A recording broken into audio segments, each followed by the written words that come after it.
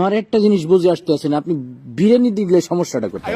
বিরিয়ানি কি মানুষ দেয় না মসজিদে? আপনি শুধু বিরিয়ানির হিসাব করলে তো হবে না, দ্রব্যমূল্যটার দিকে তো চাইতে হবে। বিরিয়ানি রান্তে কত লাগে আমাকে বলতে দেন কাঁচামরিচের দাম, মশলাপাতির দাম, বাজারে যাই আপনি হিসাব করে দেখছেন বিরিয়ানি রান্তে কত খরচ হয়। আপনি খালি বিরিয়ানি হরতে আসে দেখ বিরিয়ানি রান্তে বর্তমানে যে খরচ হবে ওইটা দিয়ে ঢলঢলা খিচুড়ি আপনি 50 জন মানুষ এক পুরো গ্রাম ধরে আপনি খাওয়াই দিতে পারবেন। বুঝলাম না, প্রতি বছর ইফতারির সময় আপনার এত হিসাব করবোই তো, সমস্যাটা কি আপনার?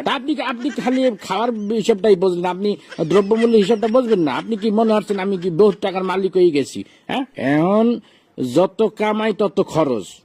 এই যে আপনার মসজিদে প্রতি মাসে ইমাম সাহেবের বেতন না দিলে ইমাম সাহেব চলবে কেন? আমার কথা বলতে দেন। আবার এই যে রমজান মাস আইছে তারাবি পড়াবে, হাদিয়া দিতে হইবে না? আমার খরচ কি কম? ফেতরা দিতে হইবে, জাকাত দিতে হইবে। শোনেন একটা কথা, রিজিকের মালিক আল্লাহ। আল্লাহ আপনার এই ধন সম্পত্তি দিছে, ধন সম্পত্তি দিয়ে আপনার পরীক্ষা লেতে আছে। এই টাকা পয়সা যখন তখন আল্লাহ লিয়ে যেতে পারে। আপনি এই টাকা পয়সা আপনার জানের সৎকা করবেন, ফেতরা দিবেন। মুসলমান হিসেবে এটা আমাদের সকলের দায়িত্ব।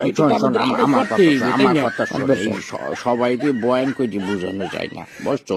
যে গেটি বেহার তুই কোরআন বুঝাইতে চাইলেও বুঝবে না। একটা কথা সবসময় মনে রাখবি, যে মানুষটা জায়গা রয়েছে তাকে কিন্তু ঘুমোতে উঠানো যায়। এই যে আমি বিরিয়ানি দিতে পারবো না, আমি ঢলঢলা খিচুড়ি দেবো, বিরিয়ানি দিলে আমার সমস্যা, এই যে এত সময় ধরে বুঝাইতে আসো, একটা কথা তোর কানে গেছে, ও শুরুতেই বসতে আছে যে আমি ঢলঢলা খিচুড়ি দেবো, আমি বিরিয়ানি দেবো। আপনি কতক্ষণ ধরে বুঝাবো আমি? এই দিক টাকা শোন, আমি গত বছর আমি পুরা গ্রাম বইটা আমি বিরিয়ানি খাইছি না, পুরা গ্রাম কোনো ঝামেলা হয়েছে।